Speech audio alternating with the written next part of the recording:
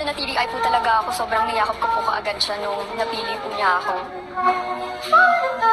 Carmel Collado, from isa sa mga hated housemates ngayon sa PBB 2.0 Celebrity Edition to green flag na dahil sa pagpili ng kanyang mga kagrupo. Reasons ng pagpili niya na gustuhan ng taong bayan. Caprice na iyak, hit na gulat.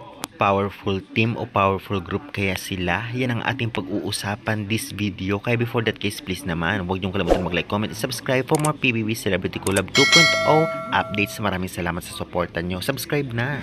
Close na po sa akin, kuya. Mas hindi ko po actually kinonsider yung mga taong alam ko pong close na po sa akin, kuya. Iba rin pala talaga ang strategy nitong si Carmel. Gusto niya mas makilala pa ang hindi niya pa nako-close at talaga namang yung ka-close niya na ay inahayaan niya mapapunta doon sa ibang mga grupo. Itong tao na to is smart, and aside from that, a good listener. So this person is Keith. Nagulat nga itong si Heath nang siya ang unang piliin nito ngang si Carmel. Lalong-lalo pa isa si Carmel sa hindi niya pinaka-close.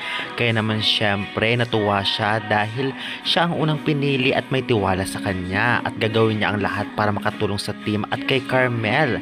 Dahil sa tiwalang binigay ni Carmel sa kanya ay talaga namang ibibigay niya ang lahat para maipanalo ang mga task. Kaya congratulations Heath. Alam naman natin at kilala natin si Heath na hindi masyadong palakibo sa loob ng bahay ni Kuya at marami agad nagustuhan ang kanyang pag-uugali.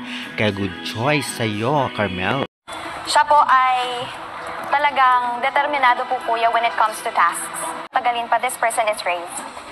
Pangalawang pinili nga nitong si Carmel si Rave. Alam naman nating magaling si Rave sa task, especially siya ang nagpapanalo ng kanilang weekly task kaya nanalo at may pagkain sila ngayon.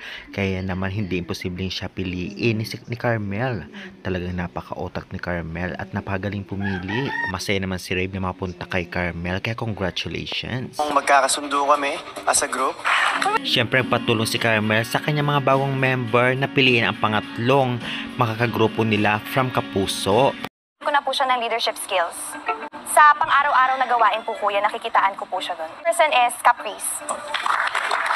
Samantalang naiyak-iyak naman itong si Caprice nang piliin siya ni Carmel dahil hindi siya makapaniwala sa tiwalang binigay sa kanya nitong si Carmel. Nagulat din siya nang piliin siya at talaga namang dahil nga dito ay maraming agad ang natuwa at talagang nagustuhan ang pag-uugali o pagpili nitong si Carmel ng mga netizens dahil alam naman natin isa si Caprice at si Heath sa mga gusto ng taong bayan. Kaya naman itong si Carmel ay nagustuhan na rin nila dahil nga sa wastong pagpili ng kanyang mga kagrupo at importansya sa kanya na hindi lamang malalakas o lalaki ang dapat piliin.